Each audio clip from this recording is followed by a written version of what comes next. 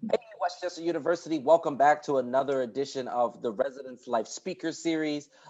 Today, we're here with an awesome speaker, and my co-host Leah is going to bring that to you here in a second. We want to let you know and remind you again that this program is brought to you by Westchester University Residence Life and Housing Services. And my name is Justin Brown, a resident director, and my co-host I'm Leah Paulson, also resident director here. So our guest today is actually my big brother, Tim Paulson. So he is a 2x4-time CrossFit Games athlete. Although I just saw they announced that there definitely aren't going to be spectators at the games this year. Yeah, so be the games. So yeah, but there should at least be the games. So he'll compete no matter what, and I'll be watching from afar. But so Tim's motto is purpose, process, positivity, and has expertise in fitness, wellness, and nutrition. He's the lead programmer at his gym, CrossFit Palace Fitness up in Ithaca, New York, and Forged by Zeus Fitness. So I know that Palace and you are providing free programming for people during the COVID-19 crisis and all of your members, and it's easily accessible to anyone as well. But how else has quarantine changed your day-to-day? Well, funny enough, like right off the bat, I worked probably more than I have in the last 3 months, because from the day that we closed our gym for the first 2 weeks, just kind of dealing with the stress and talking to members and getting protocols out there, getting coaching schedules changed around, all of that stuff, that took a lot of, I was working for 14 hours a day from 5 a.m. until I fell asleep every night, basically.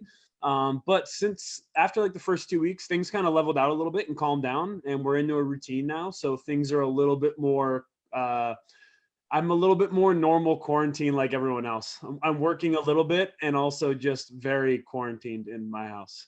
Oh my goodness. And I had to note, I'm wearing one of my Paulson shirts. This is from last year's CrossFit Games. I've been going and watching Tim at the games the last couple of years. So tell us about your games journey, especially that first time you made the games. Just tell us a little bit about that. Yeah, so I started CrossFit in 2012. So I've been at it for 8 years now. I initially started just kind of as a way to entertain myself because I was done playing hockey competitively. So I just wanted to find a new fitness program that was fun, entertaining, and it kind of kept me engaged every day. And after I was doing it for 9 months, I found out that there was this thing called regionals. And, that was a competitive outlet for me. And just as a highly competitive person, I was like, all right, well, let's see what happens. So I did the Open, which is the qualifying stage for regionals. And I qualified my first time kind of trying to go through that. And I was like, all right, cool. So I went to my first regionals. It didn't go very well. I actually DNF'd the weekend. So that was not ideal, but it happens. But yeah, and then after that, I made it back to regionals every year since. And I would say in so that was 2013 was my first regional. And then in 2015, things got kind of serious. I had my first top 10 finish at regionals, and I had the inkling that I was like, okay, maybe I would actually be good enough if I keep putting in the work to maybe make it to the games one day. And that was in 2015. And then I missed in 2016 and missed in 2016. And then in 2017, I qualified for my first games. And yeah, it was qualifying for the first time was it's the best way that I can describe it is that you always everyone has dreams, but they're those long shot dreams that you're not really sure if will ever actually happen, but it's something that you're working towards and kind of hoping that you might get. And to me, making the games was one of those. So to actually achieve something that was literally such a slim margin when you look at your chances for success, it was really crazy and very cool. And, at regionals that weekend, there was 60 or so friends there from my gym. So there was a massive community supporting me, and just kind of being able to share that experience with my family, obviously parents, Leah, and then also just a whole bunch of people from my gym was pretty crazy. And I guess a weird side note to that I didn't know about at the time. So I found out so Sunday night I qualified, and an hour after I qualified, I went and saw my friends, and it turned out that 5 couples had already bought tickets to the CrossFit Games, booked hotels, booked flights, and they did it all in October. And I qualified in May. So like 7 months before I qualified for the first time, they had like this feeling or just kind of like believed that I was going to qualify. So they like spent all this money to get to the games and I hadn't even qualified yet. So like, I'm really glad they didn't tell me because I would have freaked out if I knew that like all these people had spent all of this money to try and like, you know, see me compete at the games and I hadn't, you know, qualified yet. But yeah, so then that was in 2017. And then I've qualified every year since. So I qualified 18, 19, and I qualified again this year. And hopefully, as long as coronavirus doesn't kill the CrossFit Games, we'll be for the trip. So Tim, we got a lot of first-time watchers that are like, "Oh man, he's a three-timer, like CrossFit. I've heard of it. I don't know exactly what it is." For those who have no idea what CrossFit is, like, give me just a basic rundown. Like, if you're like, "I do CrossFit. This is what I do." Go. Yeah. So CrossFit is it's a competitive sport that combines weightlifting, gymnastics, strongman elements, powerlifting elements, and conditioning elements. So like running, biking, swimming, stuff like that. So the basic premise of being a CrossFit athlete is that you're training all of these different modalities to try and become the most well-rounded athlete that you can be. So the goal is not to lift the most weight. It's not to do the most pull-ups. It's not to run the fastest mile. It's to try and take each of those disciplines and be good enough at all of them to be a well-rounded competitive athlete. So that's basically like what the goal is as a CrossFit athlete. Got it. Because I think that this week when people were trying to fit, they're like, okay, is he like an American Ninja Warrior? Or is he also on that one show where they're like, they have the giant red balls and are like flipping over it and they're like swinging on the ropes? Like, I don't know if you thought you were maybe Wipeout. Wipeout. There you go. Like a show that I used to love watching with my dad growing up, America's Gladiators. Do you remember that show? Does anybody remember that show? Yeah. Would you say it was similar to those things or? I mean, yes and no, because some of the events are a bit like they're weird and they can be a bit like out there. But for the most part, all of the events are very well grounded in a current existing like normal discipline sport. So for instance, like last year at the games, 2 years ago at the games, we had like a bike race event. So there was 40 guys, like, so the CrossFit Games, there's 40 men and 40 women who are competing, you know, against their own sex. And like we had a bike race event. We had a running and a swimming event that was very much a triathlon style event. We had a 1 rep max lift. We had 2 1 rep max lifts. And then we had a bunch of what we call classic CrossFit workouts, which are basically a blend of all of those things. So it'll have a gymnastics element, a weightlifting element, monostructural element, strongman, any of those things.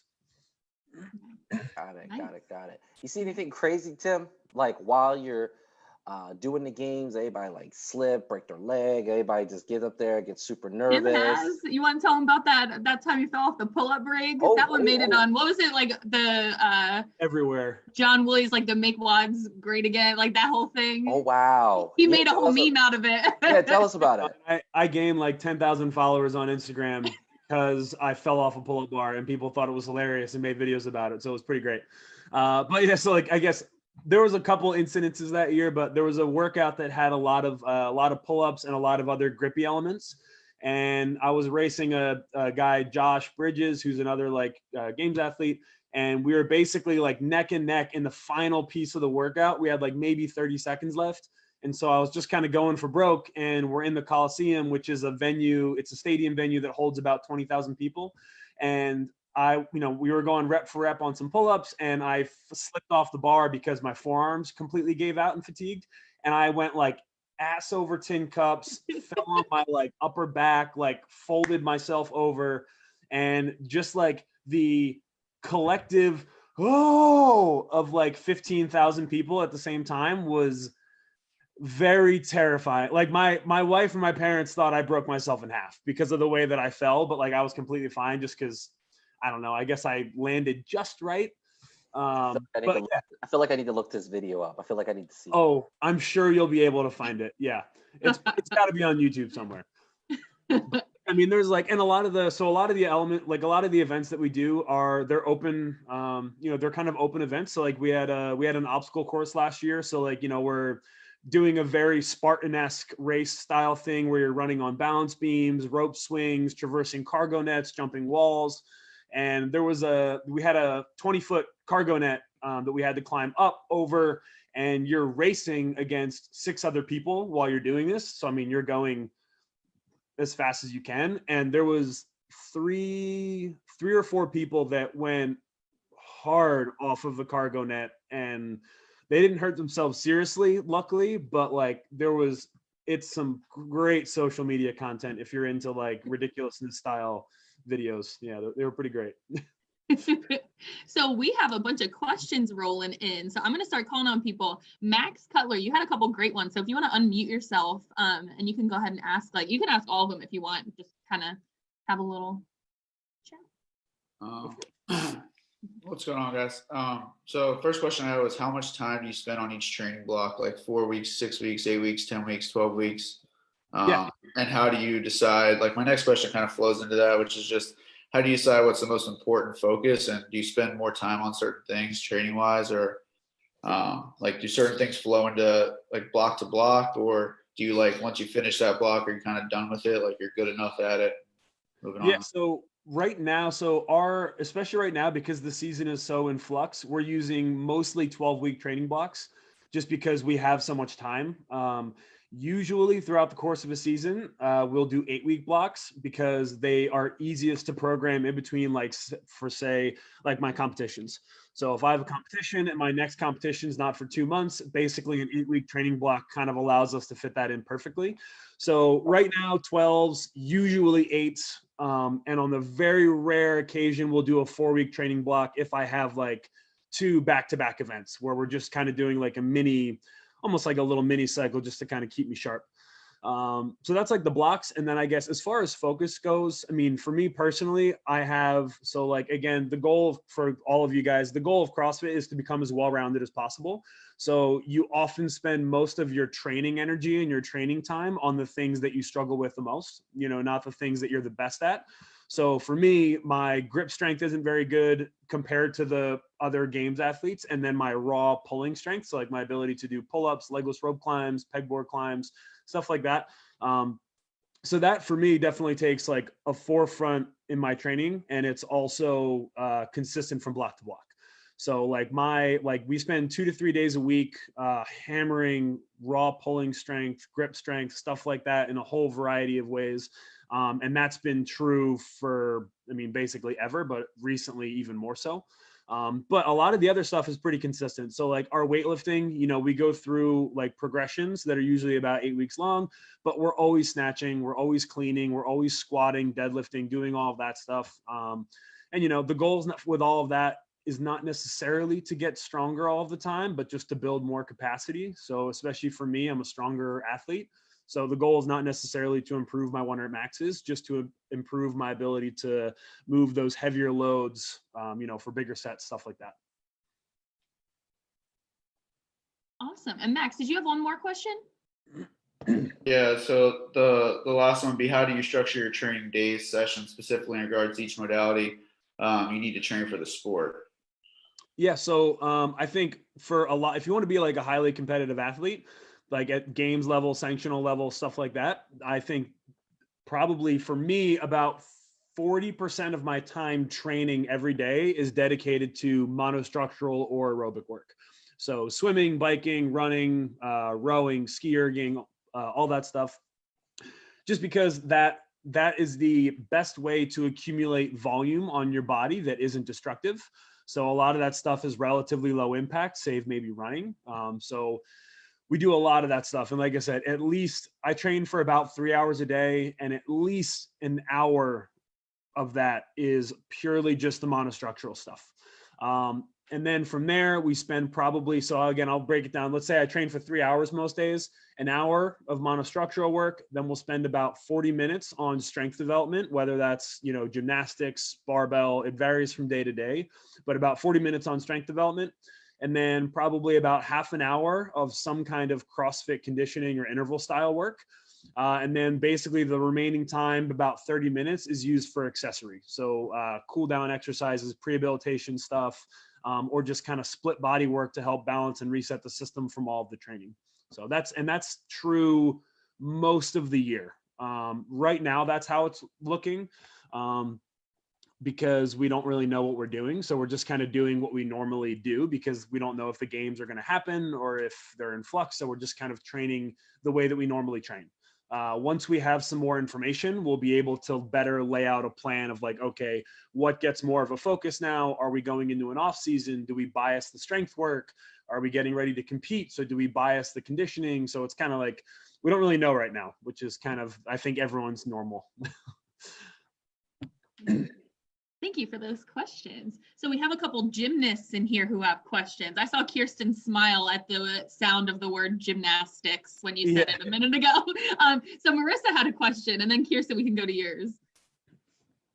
Yeah, so, you know, we're in quarantine and there's nothing to do. So, like, I want to work out more, but I have zero motivation. So, like, I just want to know, like, where do you find that? Like, I know for some people it's getting up early, or other people, maybe they just feel like it, or they've been doing it their whole life, so it's kind of nothing new. And also, would you ever try to be on American Ninja Warrior? Because I really think that show is cool. Yeah, so as far as like going on American Ninja Warrior, that would be all of the things I'm worst at. So if I wanted to go make a little bit of a mockery out of myself, I might go do that. But, you know, I think it would be fun. So if they want to have me on there, I'd love to. But as far as like motivation goes, for me personally, I've been training for so long now. Like I was a hockey player before I started CrossFit. Like working out is just it's been a part of my day for the better part of 20 years now. So, I mean, it's just like, for me, it's life. I love it. It's a part of my day. It makes me feel good. Like I look forward to it so much that I don't struggle personally to train. But that being said, I definitely always train in the morning because I don't want to have an excuse to not work out. So for me, like if my alarm goes off, like right now, my wife is still going to work every day. She leaves the house at 7 o'clock. I start working out at 7 o'clock because I'm like, all right, like I'm awake. I had a cup of coffee. I'm feeling probably as good as I'm going to feel all day. So let's like make use of the energy, make use of not having any excuses and get it done. So I think for most people, like I'm a huge proponent of working out in the morning, especially if you have a little bit of flexibility in your schedule, which most of us do now. Just because as the day goes along, it's really easy to start to feel sluggish or to let other things kind of fill your plate. Whereas, you know, if you wake up and you're like, all right, my alarm's going to go off at 8, I'm going to have breakfast, and by 9:30, I'm going to work out. And like, if that just becomes part of your new routine, the quicker you do something, the less chance there is that something else can mess it up. So I guess that's why I would recommend like most people like work out in the morning, and definitely, I guess, find something that will give you some structure. So like, again, I put out free programming through my gym and through my online programming business. And I do instructional videos, how to do all the exercises. Like I literally demo everything from start to finish that you'll need. And we give options based off of what equipment you have or don't have. So, you know, if you have literally just your body, or if you happen to have like a backpack that we can load up and do some odd object stuff.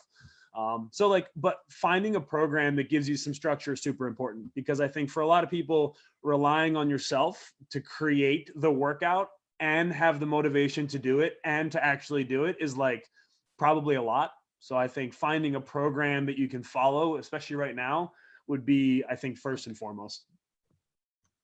I did make one. I just got to find the power to do it. Yes. Awesome. Well, then you're halfway there. Yes. And I can totally, after this too, to anybody who came and might be interested, I can send out the link to all their free programming that they're doing at Tim's gym, and you're more than welcome to hop in on all that. Sure. That's for anybody. And there's also, I guess one other thing I would say, just like on like habit formation. So like if you're looking to create a new habit, and like right now, a lot of people, you know, your routine's a complete mess. You don't know what, like your day might look weird, or you might be struggling to find motivation to work out. So the best thing that I recommend people to do is take an activity that you know you should do because it's going to be good for you, and make it contingent upon doing an activity that you really want to do. So for instance, like if you know, most of us are binging Netflix all day now, like that, realistically, like that is a piece of everyone's day in some way, shape, or form. So, you know, for some people, what I'll tell them is, hey, like you're not allowed to you're not even allowed to turn your TV on until the workout's over, or you're not allowed to like open your Netflix account until you're done your workout for the day. And especially if you're working out in the morning, it's just a great way to like turn yourself into a mindset of like, okay, I know I should do this, and if I do it, I get to have the reward of the thing that I want to do. So like creating that in some way, shape, or form can be a great way to start a habit. And hopefully once you're kind of into the routine, it becomes a little bit easier and you don't have to hold yourself to that like crazy, standard again. Awesome. Thank you. So Kirsten, you want to hit us with your question? Hi. Yeah. So I was wondering, like, with all this like activity and all that's like combined into making CrossFit, if you were ever interested in other sports. I know you said you were in hockey before CrossFit. Yep. But I was wondering if there's like anything else that like you've done or that you were interested in. Yeah, so hockey was always my main competitive focus. It's what I always loved doing the most. When I was super young, I played like everything. I played baseball, lacrosse. What else did I try? I never tried football, which makes me sad. But tennis. Like I played a lot of sports when I was younger. And then actually, when I got to college and I quit hockey, I fell in love with soccer and I started playing soccer 3 or 4 days a week. I've recreational volleyball. I've started golfing recently. So I mean, like really anything that I find fun. And like part of the CrossFit prescription actually is like the goal with CrossFit is to make you better at all the things in your life that you want to do. So like for a lot of the members at my gym, they come in so that they can play with their kids easier, or so that they can like play their kids sports, so it's like the goal of CrossFit is to train so many different movements that you become better at the things that you really find passion in. And like, we have plenty of members who their main passion is softball and they just love to play in the recreational softball league and they want to kill it. So they come in and they do CrossFit to get fitter so that they can be a better softball player.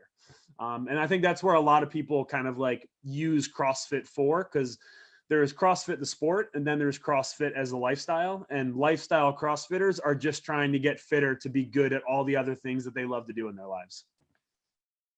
I think that's definitely like a misconception. Like not every single CrossFitter is huge and jacked like you are. Like there are many just normal people that do CrossFit. I do it and I don't look like you. Like right. I mean, you could like Leah could take me. I already know that. Like that's a thing. I'm like watching your YouTube videos now. I'm like scrolling through. Dude, you're doing some stuff that like I can only do in my dreams. Like thanks, man. Like or maybe not even in my dreams. I don't know here. But yeah, so before we jump into some more questions, which I'm sure Leah will allow, Tim, how can people follow you? Like if people are looking you up right now, like can you give us some of your social media handles? Yeah, so my Instagram is where I'm most active and it's T-Rex Paulson, so T-R-E-X, and then my last name Paulson, P-A-U-L-S-O-N. And I'm basically there, like I post almost all of my training. So you can find like all my training videos every day. There's also a lot of dog photos and that's basically all that's on there. It's fitness and dogs essentially. But yeah, so T-Rex Paulson on Instagram. And then I have a Facebook account, which I don't really do much with. So, I mean, Tim Paulson. And then I've also started a YouTube channel, but it's not like a thing yet. So don't really worry about that. I'm still in the beginning stages of that. Awesome. So Chris, we have a question from you, Chris Sanders. Oh, you're muted. Sorry about that. I was wondering what your athletic background leading up to when you started CrossFit was. You said you played hockey, but like, did you do anything like that really helped you propel in the sport of CrossFit before you had started? No, I mean, like as far as, so I was a competitive hockey player. I played at junior level. So I played like a junior A hockey was basically my final step. Before I went to go to college, I was looking into playing in college and just kind of fell out of love with hockey. So that was when I basically quit CrossFit. But when I started CrossFit, I did work with a weightlifting coach for about 12 months. So because I had never snatched or clean and jerked in my life. So I didn't really know, like I had no idea what I was doing. And I was essentially trying to teach myself when I first started CrossFit because I didn't have a gym. I didn't have a coach. Like I didn't have any of those kind of teachers. So I went and I worked with a weightlifting coach twice a week for a long time. And that was super helpful. Just like learning the technique of the lifts and things like that. And then other than that, I mean, honestly, I didn't do anything crazy other than try and research people who are really smart and who are really good at these things and just try and learn from them. So like a lot of my ability as an athlete came from just trying to watch videos from people who I found knowledgeable and kind of thought were really successful in their fields and just trying to glean what I could from them. That was basically, I mean, I'm an accountant by trade. Like I went to school, I have a bachelor's and a master's degree in accounting. and now I'm a full-time gym owner and a coach. So like all of my fitness background and knowledge came from just being self-taught, just from, again, chasing down smart people and hounding them and trying to be near them. I was just gonna mention what a nerd you are, like in a good way. Like you're this big guy, but like, and as much as like hobbies and all that stuff, but also having a master's in accounting. And a lot of times, when like announcers are announcing about you in the games and stuff, they talk about like your game plan and your brain and like what a good like head you have like for the sport, you know. Yeah. So for sure. I mean, that's definitely like, I mean, yeah, I love like, again, I love reading, you know, again, I have my degree in accounting. I still do all the accounting and finances and taxes for our gym. So like, you know, I'm very, I guess, mentally active, whereas I guess some athletes may be less mentally active in their downtime or in kind of other aspects of their life. yeah, absolutely. So Tommy, we have a question from you. Yes. Sometimes like I'll go to the gym and I need the motivation to like really attack my set and like really burn out, if you know what I mean. Mm-hmm. And I think music is a good way to do that. So if you were to make a playlist, what 5 songs would be on your workout playlist? Like name 5 songs that are a must. Yeah. So funny enough, I actually do have a workout playlist on Spotify. It has over 500 songs though, so it's a little bit more excessive than this. I'm a heavy metal junkie personally. So like all I listen to is metal and rock when I train. I don't listen to anything else. So, I mean, if I had to pick like 5 songs right now that feel super relevant to me, Vice Grip by Parkway Drive would definitely be a top one. Price of Agony by Fit for a King. What else do we got? What else is on I'm going to look at my phone real quick because I have like, I need to remember what I trained to this morning. What else is new? Oh, anything off of the new As I Lay Dying album is like an absolute must for me. What else we got here? Other favorite songs. Broken by Bullet for My Valentine would probably be number 4. And then I guess I would have to go with probably an All That Remains song, like maybe This Calling, I guess would probably be my 5 workout tracks. All right. Thank you. That helps a lot. Like I listen to rock too. I listen to everything basically from oldies to rock to rap, but I actually went to Rock Allegiance this year and saw Bullet for My Valentine live. Nice. Like Your Betrayal, one of my favorite songs of all time. So. Oh yeah. That's like soundtrack to my teenage years is that whole album. All right. Thank you. I feel it necessary to mention that Tommy is also a very tall ginger, just like you. Perfect. So Marissa's got a question about food. Hey, Dwayne The Rock Johnson is a huge dude, and I'm literally like fantasized by him because I just think a man that large is so like intriguing. Oh yeah. But my mom like watched this interview about him, and he eats like really clean the whole week, and then once a week on like Sundays or something, he has like a cheat day or meal or whatever. Like, what's your eating schedule like? Because if you don't eat well, you can't look well. Yeah. So his cheat meals are like something that deserve to be like put on a pedestal. Something like that man, I couldn't eat that much food in one sitting if I tried. I would explode. So good for him. But he's also like way larger than I am, which is crazy to me. So for my like meal plan, I have worked with a nutritionist for 4 years now. So like, and she basically gives me daily programming essentially of the macros that I'm trying to hit, of the types of foods that I'm trying to eat, stuff like that. And yeah, I essentially, I mean, honestly, like similar to what, Dwayne Johnson does, it's like I eat healthy.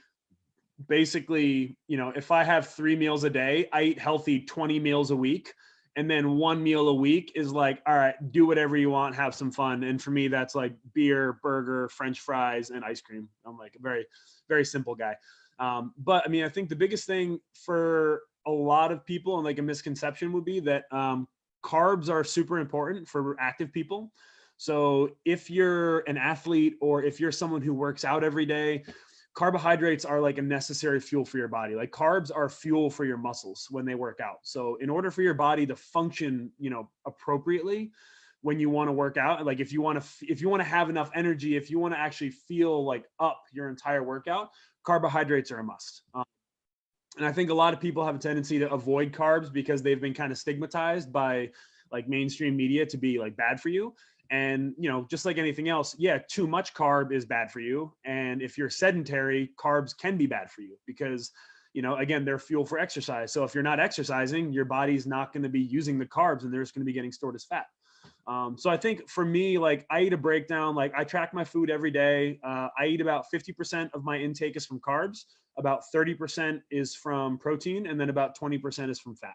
So that's kind of my breakdown macronutrient wise of what I eat every day.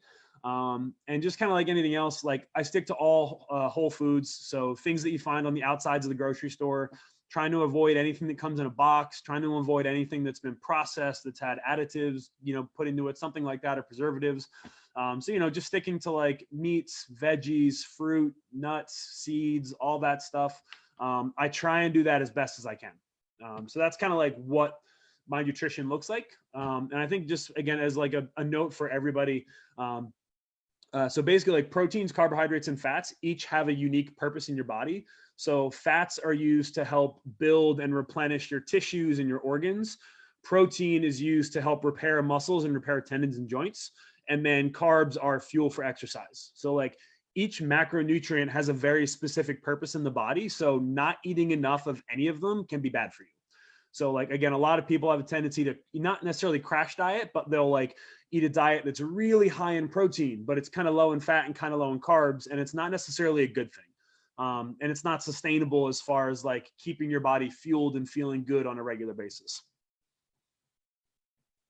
Awesome. All right. Well, we have one more question from Tommy, and then I'll ask you one, and then we might wrap up. So Tommy, you want to ask Tim your question? All right. Yeah. So you said that like when you're treating yourself and you're doing your cheat day or whatnot, you drink beers, right?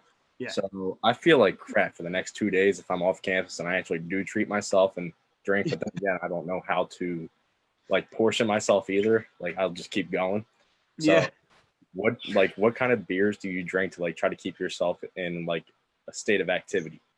Yes. I mean, honestly, like I love, like, I'm a really big fan of beer and whiskey. Like I love like nice whiskeys, microbreweries.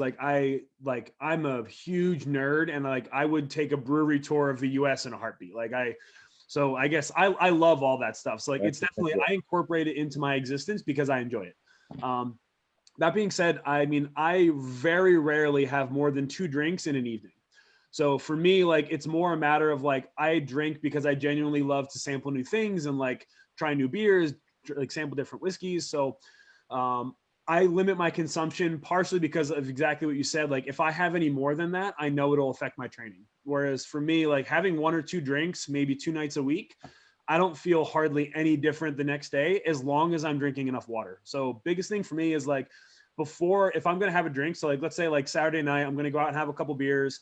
All day Saturday, I will drink an absurd amount of water to make sure that my body's really hydrated and that like I'll be able to handle the dehydration that's going to come naturally from alcohol. And then same thing when I get back from when I get back from dinner and I've had a couple drinks, I'll try and drink a good bit more water. And then the most important thing for me is just sleep, like making sure that afterwards I'm getting a full 8 hours of sleep. And if I like stay hydrated and if I can get 8 hours of sleep, I feel little to no effects the next day. So I think that's kind of like the biggest thing is like, number one, hydrating appropriately, because again, alcohol will naturally kind of dehydrate you and can cause some issues. And from a general approach, try and adjust your overall caloric intake that day to account for the alcohol. So like a lot of people have a tendency to eat a lot when they drink. So, you know, if you know you're going to be that type of person, then maybe the rest of the day leading up to that, try and stick to like protein and veggies, like, you know, save those carbohydrates for those not so good things that you know you're going to eat later that night. And again, alcohol is almost entirely carbs and sugars. So like I said, I think just adjust the rest of your day knowing that, and that'll help you from like, obviously binge drinking is not good for anybody, so I'm not condoning that, but like, you know, like that, it'll help you from gaining weight, from feeling sluggish the next day, stuff like that, if you can kind of account for that in your overall intake for the day. All right. Thank you. I need some boundaries. So yeah, we all do. I appreciated your making sure to clarify off campus, Tommy, because Westchester University is a dry campus, and state of Pennsylvania and the country under 21, you cannot be drinking, and Tommy's over 21, so it's okay that he asked this question. Just felt like I should say that, Just check your student code of conduct for more details. I'm a hearing officer. I can't help myself. Like you So Tim, obviously, like being a CrossFit athlete and going to the games has afforded you a lot of opportunities to travel, to experience new things, to compete at a really high level. So what would you say some of like the coolest opportunities you've been afforded or just experiences you've had with the sport of CrossFit have been? Yeah, so they changed the format of our season. So 2 years ago, we used to have a simple qualifying process. You do the open. If you're good enough, you qualify for regionals. If you're good enough at regionals, you qualify for the games. So it was very linear, very simple. 2 years ago, they did away with regionals and they introduced what they call sanctioned events. And these events are all over the world. So like in the last 2 years, I have competed in South Africa, in Cape Town. I've competed in Iceland. I've competed in California. I've competed in Western Canada. So like it's been the opportunities to travel now and to like meet the CrossFit community around the globe and to like, obviously enhance these competitions with vacation afterwards, because naturally. So yeah, I mean, I guess like some of the cool stuff would definitely be, I did a seminar and competed in Ireland a couple months ago, and Ireland's one of my favorite places on earth. So to be back there and to, get to drink Guinness in person and all that again was pretty special. And then Africa is probably the other coolest one. I never wanted to go to Africa. It wasn't personally on my list of like, I want to go here one day and take a trip. But a friend of mine reached out to host a seminar down there, and I competed down there. So my wife and I went on safari for 4 days. We went to Cape Town. We climbed Table Mountain. Like we just did all these things that I never would have never been on my list, but are now like some of the coolest experiences that I will probably ever have. So yeah, like seeing giraffes in person in nature and like rhinos and all that was, yeah, that's pretty dope. Absolutely. And I know since the format of the games has changed, this year they took for the games the top 20 worldwide in the open and then the winners of each of these events. And I just feel like I have to shout you out because you are what was your number in the world in the open this year? Out of how many people? I think I finished 13th in the world in the open this year. And how many people? How many thousands? Yeah, there's like a couple 100,000 guys that sign up and compete every year, something like that. Yeah, insane. I just felt like that should be mentioned. That's impressive, man. I think we can give Tim some round of applause for that one. All right, someone on here wrote, "Oh, snap, he's a beast." I agree. Well, Tim, thank you so much for coming out today and joining our students and answering the questions. Again, can you shout out your social media handles in case we have some late listeners, in case they want to ask some last minute questions or if they want to follow you? Yeah, so my Instagram handle's best. It's T-Rex Paulson, T-R-E-X Paulson, P-A-U-L-S-O-N. And yeah, I'm super active on there. I answer direct messages all the time. So if you ever have a question about anything, CrossFit, nutrition, whatever, feel free to reach out. Like I said, I answer them usually once a day. So awesome. So before we let Tim go, we're going to do something, Tim. It's called Last Words. And essentially what we're going to do is you're just going to take us out. You're going to have the last word. So start thinking about what you want to say, something that you want to leave with the students today. But before we leave, I got to shout out what's going to be happening next week for our listeners. All right. Because we have 2 speakers a day. It's going to be crazy. On Monday, we have Ron Jaworski. He used to be a Philadelphia Eagles quarterback. Now he's an NFL analyst. You're not going to want to miss that. That's a Monday at 3. Monday at 6, we're going to have Backtrack Vocals. They're a world-renowned a cappella group. It's going to be crazy. Tuesday, Brian Propp, Philadelphia Flyers legend. He's been to the Stanley Cup 3 times. And then Tuesday, we got Alicia Reyes, who is best known for her role on All That. She was on All That on Nickelodeon for 3 seasons. On Wednesday, we got Steve Bloom.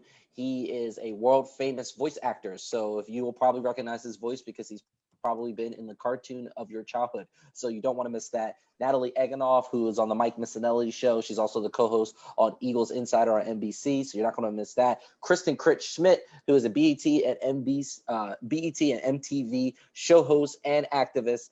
And then Friday, we got John Allen. He's the co-founder of Ivory Ella. And then we also got Mike Sipka. It's going to be a big week. We might even have some few people that are not on this list as we're waiting for people to come in. You definitely don't want to miss next week. So we hope to see you there. All of these programs are brought to you by the Office of Residence Life and Housing Services. Tim, take us away. All right. I guess always try and find the rays of positivity in your day. And I'm not a person who likes to ignore things and just say, hey, only look, like pretend the sun is shining all the time, but take any situation that you're in, maybe good or bad, and always try and find the way that it can help you grow and it can help you get better. All righty. Give it up for Tim, everybody. Thank you so much. We have a DJ at 6 o'clock. He's going to